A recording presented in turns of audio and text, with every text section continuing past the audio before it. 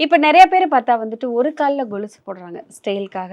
ஒரு கால்ல கொலுசு, ஒரு கால்ல காப்பு அந்த மாதிரி. ஒரு கால்ல நெறைய விஷயங்கள் பாசிமணியில கோர்த்தது நெறைய விஷயங்கள் போடுறாங்க.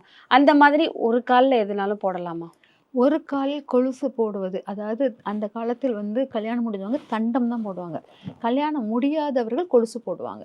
தண்டம் ஏன் போடுறோம்? கொலுசு ஏன் போடுறோம்? அது இன்னொரு நாள் சொல்றேன். ம். ஆனா தண்டம் போடுறது, கொலுசு ஒரு கால்ல போடுவது ஏன்னா, இது வந்து நம்ம கண்ணகி பிறந்த ஊர். கண்ணகி வந்து என்னன்னா, ஒரு கால் கொலுசைய வந்து உடைச்சிட்டு, ஒரு கால் கொலுசுல நிப்பா. ஆ. யாருக்காக? கணவனுக்காக. அப்போ ஒத்த கால் கொலுசு நிக்கிறவங்க வந்து போராடும். ஒரு கோபத்தின் உச்சத்தில் இருக்கிறவங்களா இருப்பாங்க.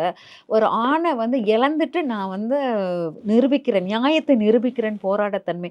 இது வந்து நம்மளுக்கு ஒரு கோர்ட் கேஸ் இந்த விஷயத்தையே அவங்க ரொட்டீனா பண்ண ஓ! மாரி வரும். ஓ! அப்பங்கும்போது இது ஆர்கியூமெண்ட் இது எல்லாமே அவங்களை தாக்குற மாரியே இருக்கு. இந்த ஒத்த கால் கொலுசு அணிந்தவர்கள், ஒத்த கால்ல அந்த தண்டம் அணிஞ்சவங்களுக்கெல்லாம் அந்த பிரச்சனைகள் உருவாகும். அதனால தான் ஒரு காலில் கொலுசு அணியாதீங்க. ரெட்டை காலில் இருந்தால் மங்களமானவர்களாக இருப்பார்கள். அவங்க ரெட்டை கால்ல உள்ள அதிர்வுகள் வந்து மங்களத்தன்மை உடையது. அதனால ரெட்டை கால்ல தான் அணியணும். ஒற்றை காலில் பெண்கள் கொலுசு அணியவே கூடாது.